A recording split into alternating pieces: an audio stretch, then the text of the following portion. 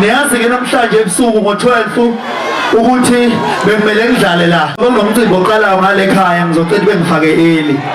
So yena umnumzane we-golden hour lo.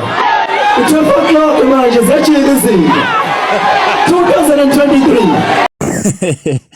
Indida kakhulu ke le ndawo umlalelo wami ye-golden hour akube buhlungu kakhulu ngoba igcwama lidlala ngo-12 o'clock lobu eyimuye ukhuzani kodwa ke ukhuzani ubeke isizathu sokuthi kunomcimbi oqalayo kubo njengoba edlala early kanti ke uzokhumbula ukuthi akabanga esadlala kahle okulandela le video.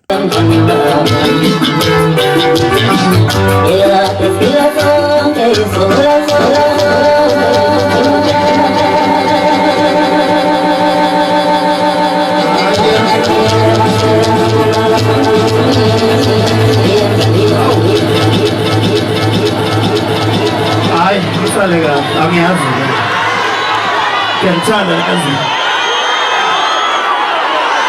ngiyamthanda neza uphonde ngushilo mina emva kokubona le video ngithe ukhuzani into kumele amukele ukuthi akuzona zonke ikhathi ohleli kumnandi ngazo naye kumele abuye amukele ukuthi kobuye kumbhedele. Ngana wethu ngiyafisa ukuthi sihlangane lapha kwi-comment section sizodaba la kithi ngempela wena uthini ngalolu daba lapha kwi-comment section. Ungakhohlwa ukulike i-video ngiyacela ukuthi ulike ushare uphinde ucomment okukhulu nakho konke ukusubscribe kumahala ngane wethu uzokwazi ukuthola notification for i-video landela bambana amavideo aphelele la bebebhikelana khona. Tanko niyazi ke namhlanje ebusuku ngo-12 ukuthi bekumele ngidlale la. Kunomcimbi oqalayo ngale ekhaya ngizocela bengifake early.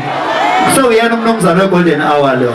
12 ebusuku kuzala umntwana kaphela. Ake sithi happy birthday shenge, happy birthday. Ngiyabonga kakhulu. Waza sithi